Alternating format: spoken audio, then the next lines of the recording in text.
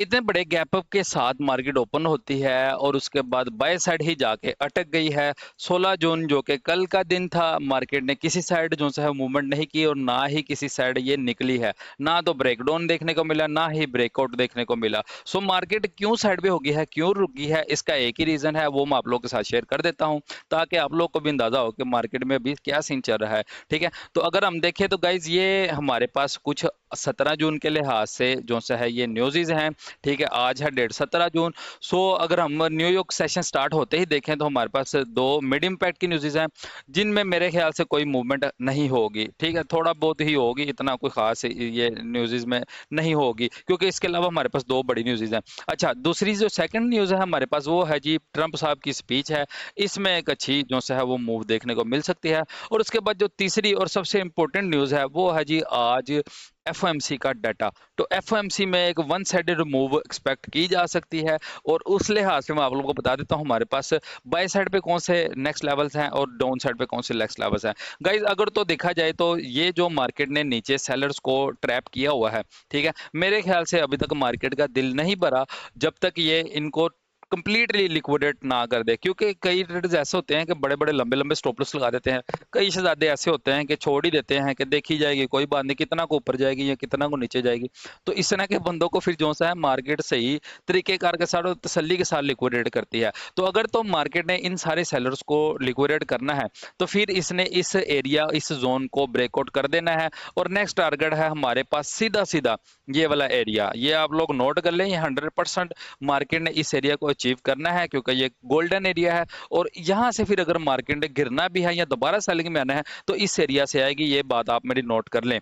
ठीक है, उसके बाद ये जैसे ही हमारे पास एरिया ब्रेकआउट होता है आप लोगों ने यहाँ से बाय में बैठ जाना। ये नहीं समझना जी अब इसने हाई ब्रेक कर दिया है, लिक्विडिटी ली है इसकी, तो अब हम सेल साइड पे देखते हैं। नहीं, ऐसा कोई सीन नहीं होना। सेल साइड पे आपने तब देखना है जब इसने प्रीवियस लो को तोड़ा। एक अभी के लिहाज से छोटा टाइम फ्रेम में देखा जाए तो प्रीवियस लो बनता है जी 4310 का।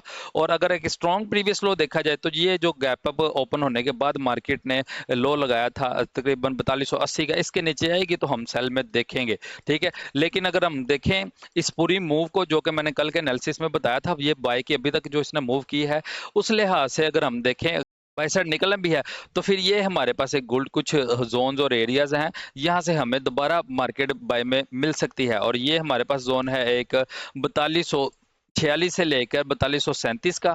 ठीक है, इसको जो सा है मिटिगेट या टैप करके market by side up side निकल सकती है। और इसके अलावा हमारे पास दूसरा जोन है ये वाला 4212 से लेकर 4197 का।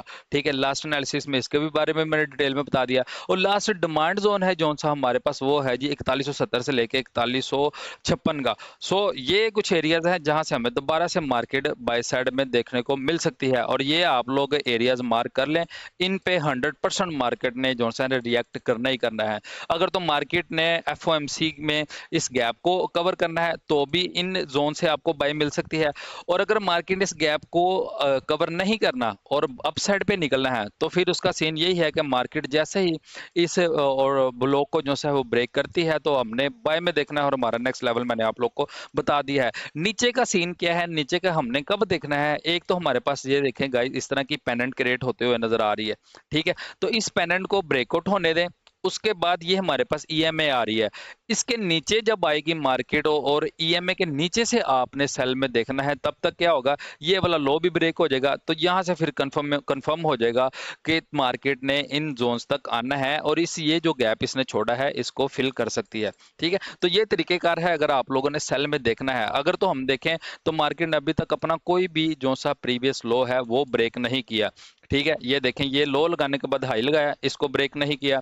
उसके बाद थोड़ा सा ऊपर आए तो ये इसका लो था, इसको इसने ब्रेक नहीं किया। ये लो था, इसको ब्रेक नहीं किया। ये लो था, इसको ब्रेक नहीं किया।